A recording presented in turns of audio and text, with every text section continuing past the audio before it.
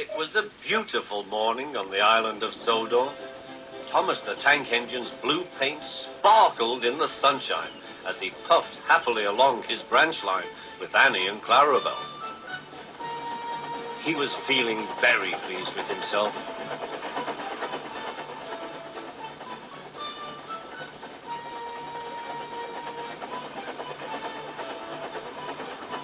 "Hello, Thomas," whistled Percy. "You look splendid." "Yes, indeed," boasted Thomas. "Blue is the only proper color for an engine."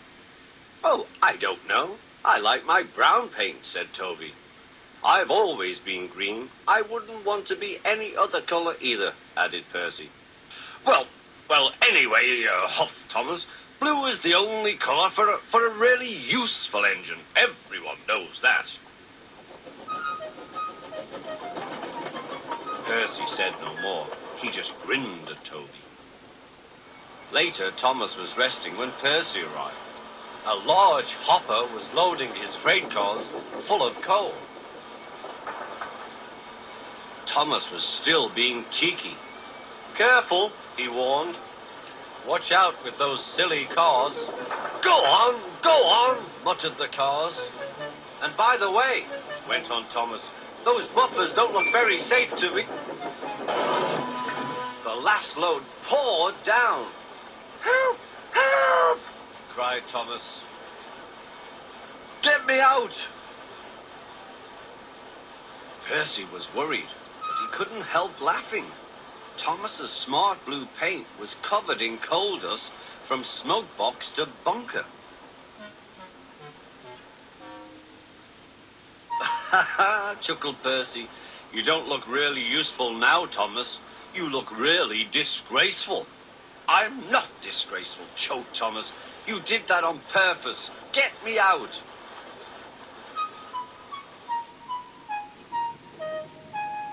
It took so long to clean Thomas that he wasn't in time for his next train. Toby had to take Annie and Clarabel.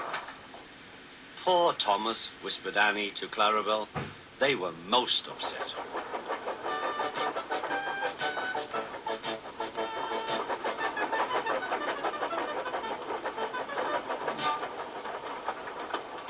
Thomas was grumpy in the shed that night.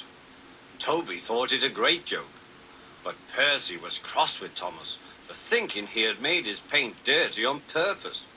Fancy a really useful blue engine like Thomas becoming a disgrace to Sir Topham Hatt's railway.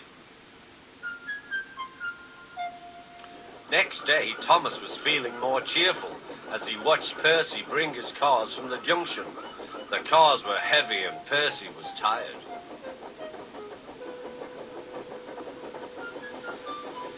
"Have a drink," said his driver, "then you'll feel better."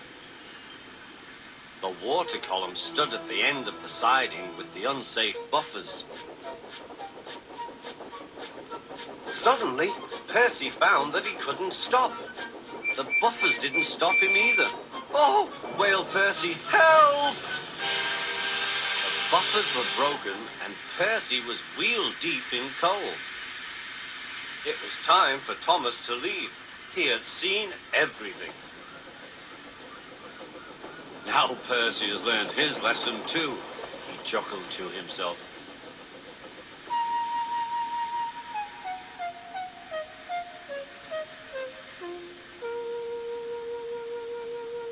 That night, the two engines made up their quarrel.